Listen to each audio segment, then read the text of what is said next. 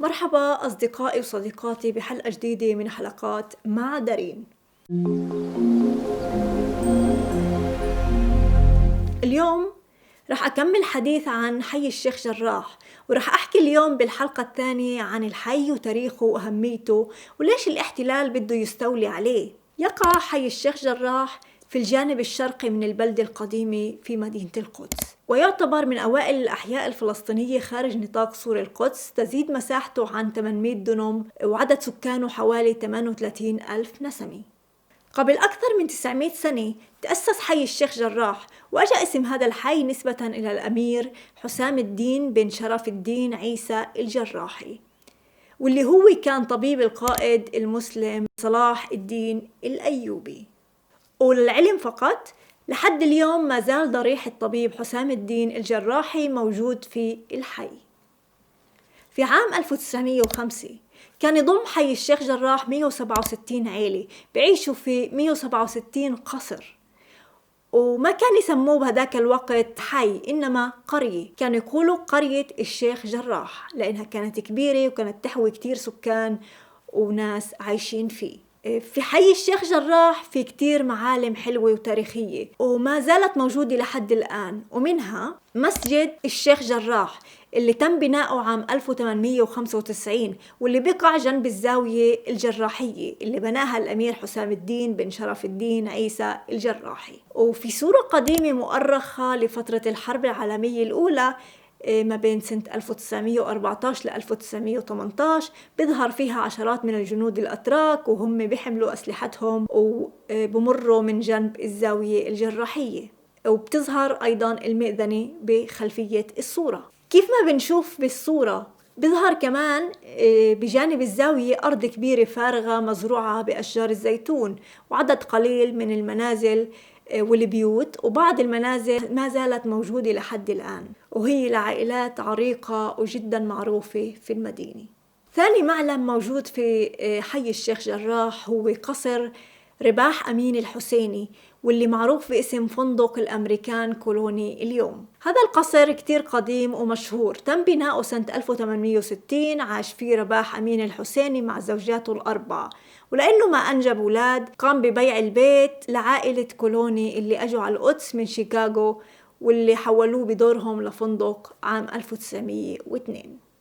ثالثاً، بيت الشرق بقع على بعد مئات الأمتار من المسجد اللي بناه إسماعيل موسى الحسيني سنة 1877 واللي أصبح من سنة 1980 ل 1990 مقر لقيادة منظمة التحرير الفلسطينية في القدس، إلا أنه وفي عام 2001 تم اقتحامه من قبل سلطات الاحتلال وأغلقوه بعده مغلق لحد يومنا هذا.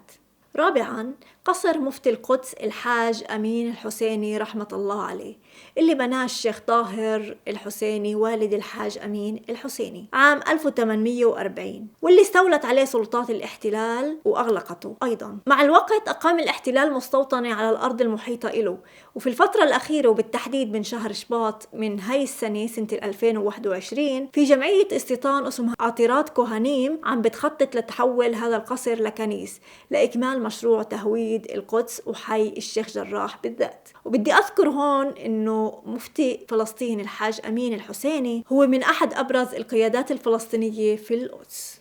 بعد 30 سنة اشترت شركة فلسطينية البيت من عائلة الحسيني وبنت جنبه فندق شيبرد، واللي للأسف تم مصادرته أيضا من قبل سلطات الاحتلال مع احتلال القدس عام 1967 تحت ذريعة قانون أملاك الغائبين. كانت كتير محاولات من قبل عائلة الحسيني باسترجاعه عن طريق المحاكم، إلا إنهم فشلوا وبقي مغلق هذا القصر لحد الآن، والتخطيط لتحويله لكنيس مازال مستمر. في بالحي كمان بيت سعيد الحسيني اللي تم بناؤه سنة 1902 واللي هو اليوم معروف بمتحف دار الطفل العربي. ما بنسى بيت إسعاف النشاشيبي أحد إعلام اللغة العربية. وبحب أذكر هون إنه حي الشيخ جراح ضم في فترة الاحتلال البريطاني مجموعة من المثقفين ومجموعة من الشخصيات المقدسية المهمة جدا مثل راغب النشاشيبي رئيس بلدية القدس وقتها، والمؤرخ العربي الكبير جورج أنطونيوس، وإسعاف عفاف النشاشيبي أحد أبرز أعلام اللغة العربية في الوطن العربي. واليوم كمان بنشوف إنه بالحي عدد كبير من القنصليات الأجنبية اللي اتخذت مباني الحي كمقرات إلها، منها البريطانية والإسبانية والتركية والسويدية والبلجيكية والإيطالية والفرنسية وغيرها كتير. هدول هم أكثر المعالم شهرة الموجودة في حي الشيخ جراح، وبتمنى إني ما أكون نسيت شيء، رغم إنه بالنسبة إلي كل بيت هو معلم من معالم الحي، لأنه عم بقاوم ضد مخططات الاحتلال والتهجير المستمر. إسا بنتقل للجزء الأهم والأخير من هاي الحلقة، وبجاوب على السؤال الأكثر أهمية: ليش الاحتلال بده يستولي على هذا الحي بالذات ويفرض سيطرته عليه؟ لحي الشيخ جراح في أهمية استراتيجية كبيرة، باعتباره موجود على طريق نابلس شمال مدينة القدس. على مدار السنوات ومن سنة 1947 بدأت سلطات الاحتلال بالاهتمام بهذا الحي، حاولت تسيطر عليه سيطرة تامة،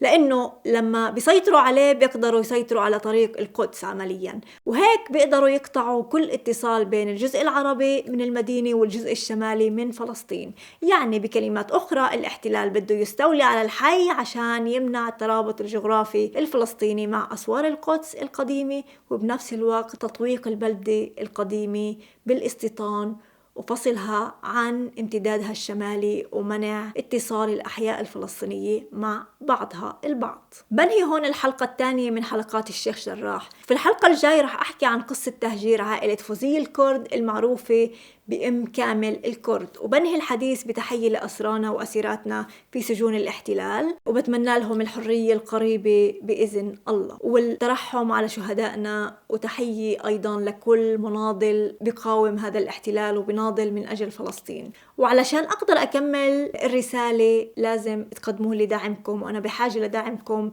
الأساسي. فإذا عجبتكم الحلقة وعجبكم موضوع الحلقة يا ريت تعملوا لايك وتنشروا الحلقة وتبعثوها لأصدقائكم، وإلى اللقاء في الحلقة القادمة مع دارين.